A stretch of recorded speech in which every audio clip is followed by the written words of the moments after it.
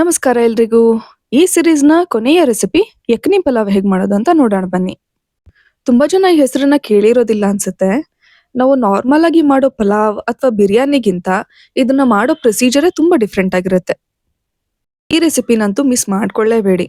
ಯಾಕಂದ್ರೆ ಬಿರಿಯಾನಿ ಮಾಡೋಷ್ಟು ಟೈಮ್ ನಿಮ್ಮ ಹತ್ರ ಇಲ್ದೆ ಹೋದ್ರೆ ಇದನ್ನ ಖಂಡಿತ ಮಾಡ್ಕೊಳ್ಳಿ. ತುಂಬಾನೇ ಚೆನ್ನಾಗಿರುತ್ತೆ. ಈ ಸಿರೀಸಲ್ಲಿ ಮಾಡಿರೋ ಎಲ್ಲ ಪಲಾವ್ ರೆಸಿಪೀಸ್‌ದು ಲಿಂಕ್ ನಾನು ಡಿಸ್ಕ್ರಿಪ್ಷನ್ ಬಾಕ್ಸಲ್ಲಿ ಹಾಕಿದ್ದೀನಿ. ನನ್ನ ಚಾನೆಲ್‌ನ ನೀವಿನ್ನೂ ಸಬ್ಸ್ಕ್ರೈಬ್ ಮಾಡ್ಕೊಳ್ತಾ ಇದ್ರೆ ಈಗಲೇ ಸಬ್ಸ್ಕ್ರೈಬ್ ಮಾಡ್ಕೊಂಡು ಎಲ್ಲ ರೆಸಿಪೀಸ್‌ನು ಒಂದ್ಸತಿ ಟ್ರೈ ಮಾಡಿ.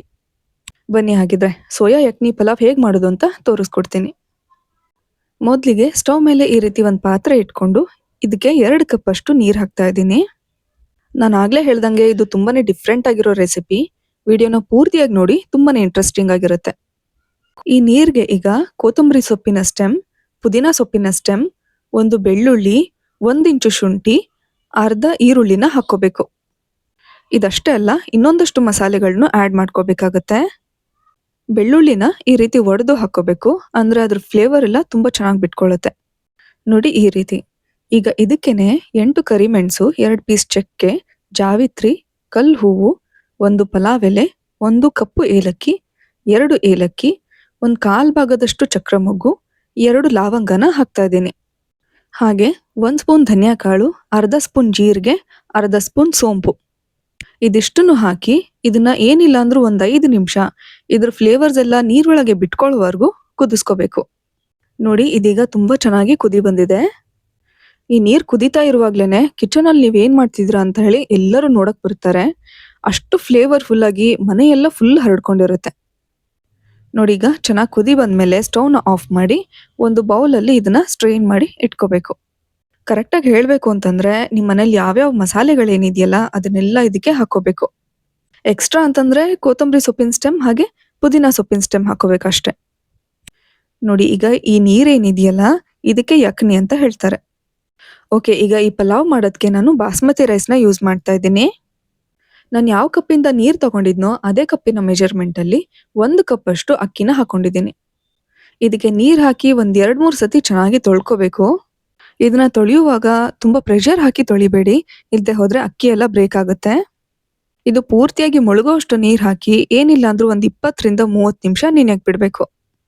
ಇದು ಬಿರಿಯಾನಿ ಥರನೇ ಟೇಸ್ಟ್ ಕೊಡಬೇಕು ಅಂತಂದ್ರೆ ಇದಕ್ಕೆ ಬಿರಿಸ್ತಾ ಹಾಕಬೇಕು. ಬಿರಿಸ್ತಾ ಅಂದ್ರೆ ತುಂಬಾ ಜನರಿಗೆ ಗೊತ್ತಾಗೋದಿಲ್ಲ, ಹಾಗಂದ್ರೆ ಫ್ರೈಡ್ ಅನಿಯನ್ ಅಂತ. ಬನ್ನಿ ಇವಾಗ ಬಿರಿಸ್ತಾ ಹೇಗೆ ಮಾಡೋದು ಅಂತ ತೋರಿಸ್ಕೊಡ್ತೀನಿ. 4 ಸ್ಪೂನ್ ಎಣ್ಣೆಗೆ 4 ಉದ್ದ ಕಟ್ ಮಾಡಿರೋ ಈರುಳ್ಳಿ ಹಾಕಿ ಈರುಳ್ಳಿ ಎಲ್ಲ ಫುಲ್ ಗೋಲ್ಡನ್ ಬ್ರೌನ್ ಆಗೋ ತನಕ ಫ್ರೈ ಮಾಡ್ಕೋಬೇಕು. ಇದೇ ನೋಡಿ ಬಿರಿಸ್ತಾ ಅಂದ್ರೆ. ಇದನ್ನ ಹೇಗೆ ಮಾಡ್ಕೊಳ್ಳೋದು ಅಂತ ಪೂರ್ತಿ ಡೀಟೇಲ್ ಆಗಿ ಅನಿಯನ್ ಪಲಾವ್ ಮಾಡುವಾಗ ಹೇಳಿದ್ದೀನಿ. ಆ ವಿಡಿಯೋ ಲಿಂಕ್ ನಾನು ಮೇಲ್ಗಡೆ ಐ ಬಟನ್ ಮೇಲೆ ಕೊಟ್ಟಿದ್ದೀನಿ, ಅಥವಾ ನೀವು ಡಿಸ್ಕ್ರಿಪ್ಷನ್ ಬಾಕ್ಸಲ್ಲೂ ಚೆಕ್ ಮಾಡಬಹುದು. ಇದರಲ್ಲೇ ಸ್ವಲ್ಪ ಬಿರಿಸ್ತಾ ಉಳಿಸ್ಕೊಂಡು ಅರ್ಧ ಸ್ಪೂನ್ ಜೀರಿಗೆ, 2 ಹಸಿಮೆಣಸಿನ್ಕಾಯಿ ಹಾಗೆ 1 ಸ್ಪೂನ್ ಶುಂಠಿ ಬೆಳ್ಳುಳ್ಳಿ ಪೇಸ್ಟ್ ಹಾಕೊಂಡು ಇದ್ರ ಹಸಿ ವಾಸನೆ ಎಲ್ಲ ಹೋಗೋ ತನಕ ಫ್ರೈ ಮಾಡ್ಕೋಬೇಕು. ಇದಾದ್ಮೇಲೆ ಒಂದು ಮೀಡಿಯಂ ಸೈಜ್ ಟೊಮ್ಯಾಟೊನ ಈ ರೀತಿ ಉದ್ದ ಕಟ್ ಮಾಡಿ ಹಾಕೊಂಡಿದ್ದೀನಿ. ಟೊಮ್ಯಾಟೊ ತುಂಬಾ ಮೆತ್ತಗಾಗೋವರೆಗೂ ಫ್ರೈ ಮಾಡ್ಕೋಬಾರ್ದು, ಸ್ವಲ್ಪ ಫ್ರೈ ಆದ್ರೆ ಸಾಕು. ಇದು ಸಣ್ಣ ಸೈಜಲ್ಲಿ ಬರೋ ಸೋಯಾ ಚಂಕ್ಸ್, ನೀವು ಬೇಕಿದ್ರೆ ದೊಡ್ಡದು ಕೂಡ ಹಾಕೋಬಹುದು. ಸೋಯಾ ಚಂಕ್ಸ್ ಬೇಡ ಅಂತಂದ್ರೆ ನೀವು ಇದಕ್ಕೆ ಎಲ್ಲಾ ತರದ ತರಕಾರಿಗಳನ್ನ ಕೂಡ ಹಾಕೋಬಹುದು. ಈಗ ತೊಳೆದು 20 ನಿಮಿಷ ನೆನ್ಸಿಟ್ಕೊಂಡಿರೋ ಅಕ್ಕಿನ ಇದಕ್ಕೆ ಹಾಕಿ ಸ್ವಲ್ಪ ಲೈಟಾಗಿ ಮಿಕ್ಸ್ ಮಾಡಬೇಕು. ಅಕ್ಕಿ ಎಲ್ಲ ಚೆನ್ನಾಗಿ ನೆಂದಿರೋದ್ರಿಂದ ಸ್ವಲ್ಪ ಲೈಟಾಗೇನೆ ಮಿಕ್ಸ್ ಮಾಡಬೇಕು, ಇಲ್ಲದೆ ಹೋದ್ರೆ ಒಡೆಯೋ ಚಾನ್ಸಸ್ ಇರುತ್ತೆ. ಈಗ ಮೊದಲೇ ಮಾಡಿಟ್ಕೊಂಡಿರೋ ಯಖ್ನಿ ನೀರನ್ನ ಈ ರೀತಿ ಮೆಷರ್ ಮಾಡಿ ಹಾಕೊಳ್ತಾ ಇದ್ದೀನಿ. ಈ ಕಪ್ಪಿಂದ ನಾನು 1 ಕಪ್ ಅಕ್ಕಿನ ತಗೊಂಡಿದ್ದೆ, ಹಾಗಾಗಿ ಈ ಕಪ್ಪಿಂದ 1.5 ಕಪ್ ಅಷ್ಟು ಯಖ್ನಿ ಹಾಕ್ತಾ ಇದ್ದೀನಿ. ನೋಡಿ ಇದು 2 ಕಪ್ ಅಷ್ಟು ನೀರಿದ್ದಿದ್ದು ಫುಲ್ ರೆಡ್ಯೂಸ್ ಆಗಿ 1/4 ಕಪ್ ಅಷ್ಟಾಗಿದೆ.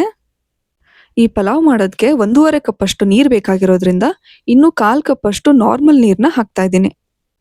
ನೋಡಿ ಕರೆಕ್ಟಾಗಿ ಮೆಷರ್ ಮಾಡಿದ್ರೆ 1.5 ಕಪ್ ಅಷ್ಟು ನೀರಾಗಿದೆ. ಕೊನೆಗೆ ರುಚಿಗೆ ಎಷ್ಟು ಬೇಕೋ ಅಷ್ಟು ಉಪ್ಪು ಹಾಗೆ 1 ಸ್ಪೂನ್ ತುಪ್ಪ ಹಾಕಿ ಕುಕ್ಕರ್ ಮುಚ್ಚಳ ಮುಚ್ಚಿ 2 ವಿಷಲ್ ಮಾಡ್ಕೋಬೇಕು. ತುಪ್ಪನ ಖಂಡಿತ ಹಾಕ್ಕೊಳ್ಳಿ, ಇದರಿಂದ ಟೇಸ್ಟ್ ತುಂಬಾನೇ ಚೆನ್ನಾಗಿ ಬರುತ್ತೆ. 2 ವಿಷಲ್ ಅಥವಾ 1 ವಿಷಲ್, ಅದಕ್ಕಿಂತ ಜಾಸ್ತಿ ಬೇಡ, ಇಲ್ಲದೆ ಹೋದ್ರೆ ತಳ ಹಿಡಿಯುತ್ತೆ.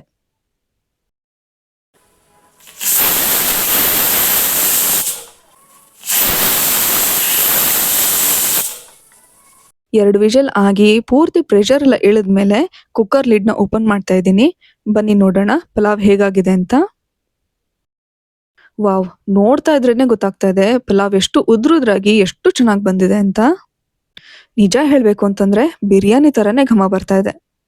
ನೋಡಿ ಒಂದೊಂದು ಕಾಳುನು ಶಾವ್ಗೆ ಹಾಕಿದ್ದೀವೇನೋ ಅಂತ ಹೇಳಿ ಅನ್ನಿಸ್ತಾ ಇದೆ. ಅಷ್ಟು ಚೆನ್ನಾಗಿ, ಅಷ್ಟು ಉದ್ರುದ್ರಾಗಿ ಬಂದಿದೆ.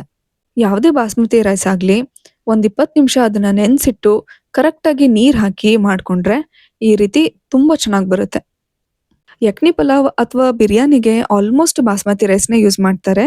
ನೀವು ಬೇಕಿದ್ರೆ ಮನೇಲಿ ನಾರ್ಮಲ್ ರೈಸ್ ಕೂಡ ಹಾಕ್ಕೋಬಹುದು. ನೋಡಿ ನಾವಿಲ್ಲಿ ಸೋಯಾ ಚಂಕ್ಸ್‌ನ ನೆನ್ಸಿ ಹಾಕ್ಕೊಳ್ದೇ ಇದ್ರೂನು ಎಷ್ಟು ಸಾಫ್ಟ್ ಆಗಿ ಹಾಗೆ ಎಷ್ಟು ಚೆನ್ನಾಗ್ ಬೆಂದಿದೆ ಅಂತ. ಇದೆಲ್ಲ ಚೆನ್ನಾಗ್ ಕಲಸ್ಕೊಂಡಿದ್ದಾದ್ಮೇಲೆ ಆಗ್ಲೇ ಮಾಡಿಟ್ಕೊಂಡಿರೋ ಬಿರಿಸ್ತ ಹಾಗೆ ಸ್ವಲ್ಪ ಕೊತ್ತಂಬರಿ ಸೊಪ್ಪನ್ನ ಇದ್ರ ಮೇಲೆ ಹಾಕಿ ಮತ್ತೆ ಕುಕ್ಕರ್ ಮುಚ್ಚಳನ ಮುಚ್ಚಿ ಒಂದ್ 5 ನಿಮಿಷ ಇದೇ ಪ್ರೆಷರಲ್ಲಿ ಬಿಡ್ಬೇಕು. ಹೀಗೆ ಸುಮಾರಷ್ಟು ಬ್ರೇಕ್‌ಫಾಸ್ಟ್ ರೆಸಿಪೀಸ್ ಹಾಗೆ ಚಾಟ್ ರೆಸಿಪೀಸ್ ನನ್ ಚಾನಲ್‌ನಲ್ಲಿ ಇದೆ. ನನ್ ಚಾನಲ್‌ನ ನೀವಿನ್ನು ಸಬ್ಸ್ಕ್ರೈಬ್ ಮಾಡ್ಕೊಳ್ದೇ ಇದ್ರೆ ಈಗ್ಲೇ ಮಾಡ್ಕೊಳ್ಳಿ.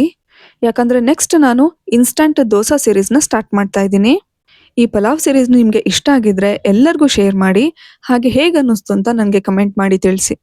ನೋಡಿ ಇವಾಗ ಸೋಯಾ ಯಖ್ನಿ ಪಲಾವ್ ರೆಡಿ ಆಗಿದೆ. ನಾನಿವತ್ತು ಇದಕ್ಕೆ ಯಾವುದೇ ತರದ ರಾಯ್ತ ಮಾಡ್ಕೊಂಡಿಲ್ಲ. ಯಾಕಂದ್ರೆ ಇದೇ ತುಂಬಾ ಫ್ಲೇವರ್‌ಫುಲ್ ಆಗಿರೋದ್ರಿಂದ ಸೈಡ್‌ಗೆ ಸ್ವಲ್ಪ ಸಿಹಿ ಮೊಸರಿದ್ರೆ ಸಾಕಾಗುತ್ತೆ. ಬಾಸ್ಮತಿ ರೈಸ್ ಯೂಸ್ ಮಾಡ್ಕೊಂಡು ಈ ರೀತಿ ಪಲಾವ್ ಅಥವಾ ಬಿರಿಯಾನಿ ಮಾಡ್ಕೊಳ್ಳುವಾಗ ನಾನ್ ಹೇಳಿರೋ ಎಲ್ಲ ಟಿಪ್ಸ್‌ನು ನೀವು ಫಾಲೋ ಮಾಡಿದ್ರೆ ಇದೇ ರೀತಿ ತುಂಬಾ ಉದುರುದ್ರಾಗಿ ತುಂಬಾನೇ ಚೆನ್ನಾಗ್ ಬರುತ್ತೆ. ಬನ್ನಿ ಇವಾಗ ಯಖ್ನಿ ಪಲಾವ್‌ನ ಟೇಸ್ಟ್ ಮಾಡಿ ಹೇಳ್ತೀನಿ ಹೇಗಾಗಿದೆ ಅಂತ.